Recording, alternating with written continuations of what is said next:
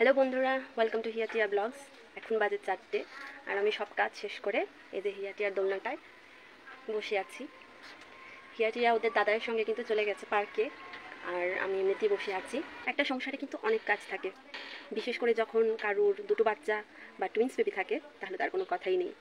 নিজের জন্য 5 মিনিট সময় বার করা খুব কষ্টকর। তো খুব ভালো লাগে যখন আমি নিজের জন্য এই 5 মিনিট বা 10 মিনিট পাই। 5 মিনিট বা 10 মিনিটের মধ্যেই কিন্তু আমি ভিডিও করি আর তোমাদের সঙ্গে শেয়ার করার চেষ্টা করি ভিডিও বানিয়ে। তো বসে বসে মোবাইল ঘাঁটছিলাম আর দেখছিলাম যে অনেকেই পেয়ারা মাখা খাচ্ছে আর পেয়ারা মাখার ভিডিও শেয়ার করছে।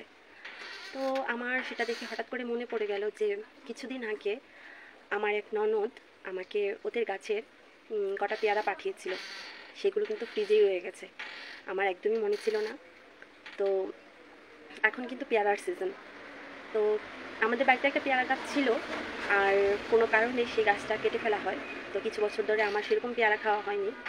তো ও জানে আমি পেয়ারা খেতে ভালোবাসি, তাই ও পাঠিয়েছিল আমাকে, কিন্তু সেগুলো ফ্রিজেই আছে। তো সবাই যখন পেয়ারা মাখা খাচ্ছে আর ভিডিওটা শেয়ার করছে, তো ভাবলাম এখন হিয়াটিয়া নেই, আমি ফ্রি আছি, তো আমিও পেয়ারা মাখাটা খাবো। আর খাওয়ার আগে কীভাবে পেয়ারা মাখবো সেটা কিন্তু তোমাদের সঙ্গে শেয়ার করবো। তো চলো এখন বানানো স্টার্ট করি, আর তোমরা সঙ্গে থাকবে।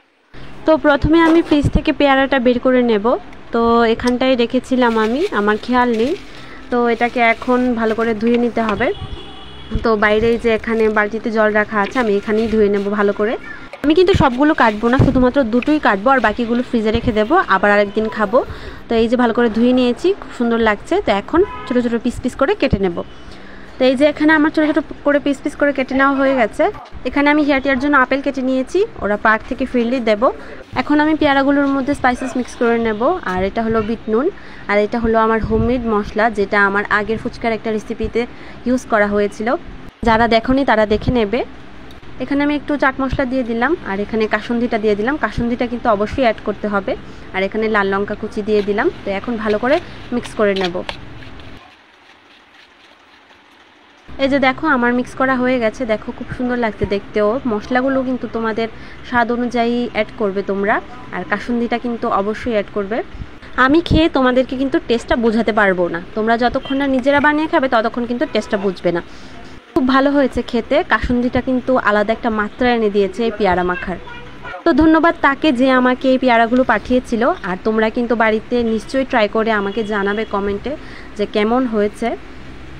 তো রেসিপিটি যদি তোমাদের ভালো লাগে তাহলে ভিডিওটিকে একটা করে লাইক করবে। তো দেখা হবে পরের ভিডিওতে, টাটা।